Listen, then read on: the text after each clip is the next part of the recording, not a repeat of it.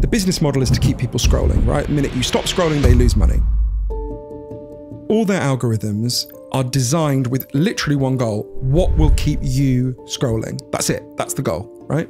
So as the algorithms and the AI were figuring out what keeps people scrolling, they uncovered a human quirk, which is not the intention of anyone at Facebook or YouTube or any of these places, which is it's a very well documented psychological phenomenon called negativity bias, which basically means we will stare at something negative longer than we will stare at something positive.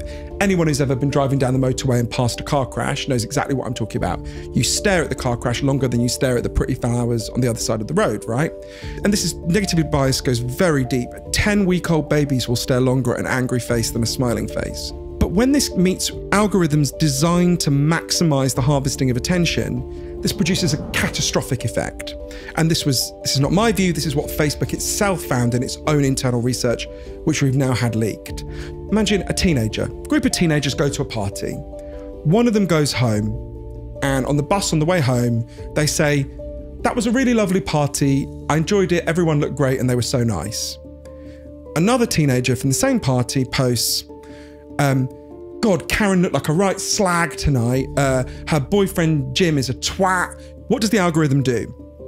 The second one is more like the car crash. People will stare at it longer. The algorithm will promote it in the feed. It will put it much higher. The nice one, that's going to be way down if anyone sees it, right? The algorithms select for anger because anger will keep you scrolling, right? This was inherent to the Facebook business model, and the only alternative was for Facebook to abandon its business model and adopt what they called an anti-growth model, where they said, we won't grow as a company, but we won't set the world on fire, right? The Wall Street Journal, who got leaked it, their news story said, after he received this report, Mark Zuckerberg asked that he never be brought any reports like this ever again, right? So, they know what they're doing, they're tied to their business model, they're only going to stop doing it when we make them.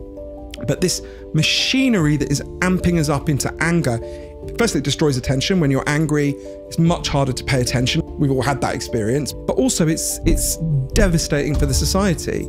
And we've got to deal with that. At the moment, so you've got all these smart engineers and they've got one incentive. How do I take Steven's attention the absolute most I can, right? They don't work for you, but they work for the advertiser. You have to change the incentives and then they will do it. When the incentives change, then obviously their behavior changes, right? If they want to please you rather than pleasing the advertiser, then of course the market will then provide all sorts of ways. The competition, at the moment, the competition is how do I maximally invade your attention?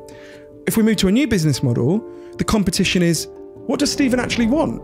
Oh, Steven wants to know where his friends are so we can have a drink with them. Okay, give him that button. What else does Steven want? Steven wants to meditate. Oh, we'll give him that button. You can see how once they're figuring out what you want, not what the advertisers want, then of course the market begins to experiment and there'll be 1,000 innovations.